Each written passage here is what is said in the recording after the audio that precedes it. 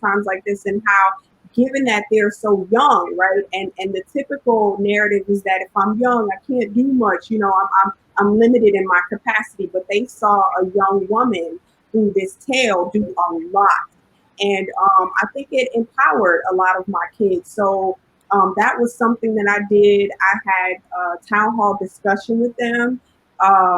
And their parents, to kind of get feedback on what our virtual summer academy should look like giving them an opportunity to kind of voice what some of their challenges have been with distance learning, and what are some things that they feel like would be helpful for them in this kind of transitional space, because many of them are looking at the very real possibility of entering into the fall and still having to do distance learning. And so I wanted to hear from their mouths, like what can we do in terms of constructing our curriculum that will support you and give you the tools that you'll need to ensure that, the fall semester, you have more time now to plan and prepare and get training that you need to make it more successful for you than it possibly was in the spring semester when you didn't have as much preparation. So at a town hall, I did readings. Just this past Saturday, we had a Juneteenth cookout.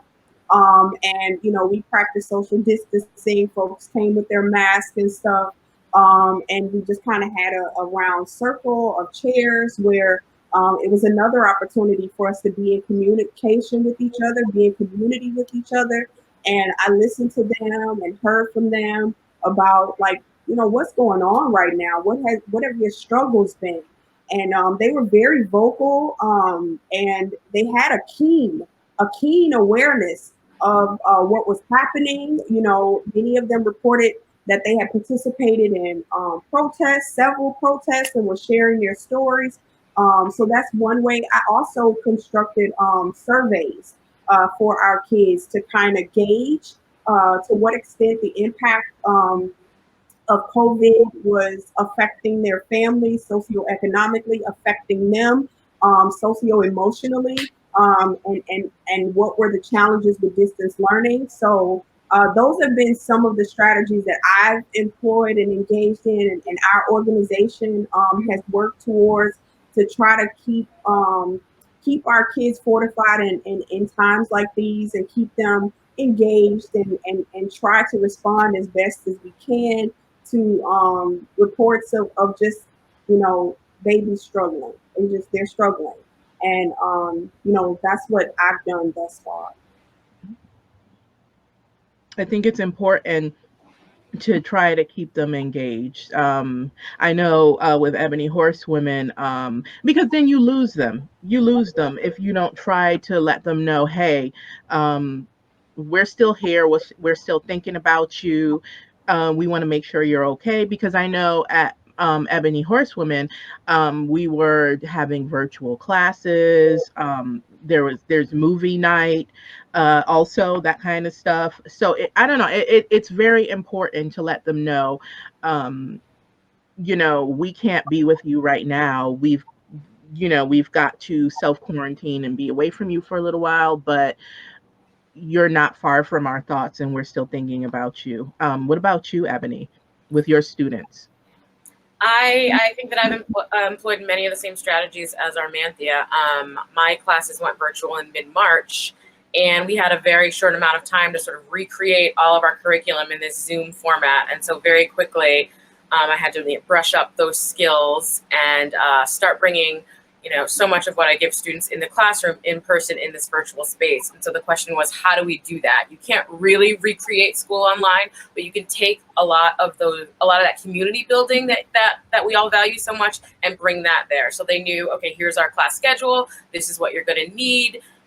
Here are the readings that you're going to need. I expect you to, raise your Zoom hand at least twice in class. And just like in the classroom where you have the kids who try to hide in the back of the class, you have the students who try to hide in the Zoom room. And when you've got 20 kids, that's like 2 Zoom pages. So you have to toggle back and forth. Like, I see you there, haven't heard from you. And so all those teacher strategies that we already use, it's just kind of what were recreated online. I also recreated some of my electives. So I had a gender elective. I've done that for the past couple of years. And I reached out to those students and I said, would you like to do a Friday Zoom, gender in pop culture elective? And a lot of the students said yes. And so we would do that. We would bring our snacks, set up our Zoom. We'd have an agenda. I would also read to them. There's a great book called Step Into Your Power by Jamia Wilson. I read from that. I had this, Rad Women in America that I would read to from them, and we'd pick a person each day to study. And they showed up for that for 8 weeks in the spring during Friday lunch, 12:15 to 12:45, because I think they were coming for me and that connection, but also to be with each other and then to explore this topic that they'd all expressed interest in, which is gender in the United States. And so what surprised me the most is I think how much they crave that adult connection. They've been home with their parents for 8 weeks, 12 weeks, and the Zoom class would be over and kids would be hanging around like, so Ebony, what are you doing? What are you doing for the weekend? Did you go to the farmer's market? What vegetables did you buy? And it took me a while to figure it out that they just wanted to talk to me. I thought they had something to share. They needed help with an assignment, but really they were just looking for that connection. They wanted to know that I was still there as their teacher, as an adult outside of their family that cared about them.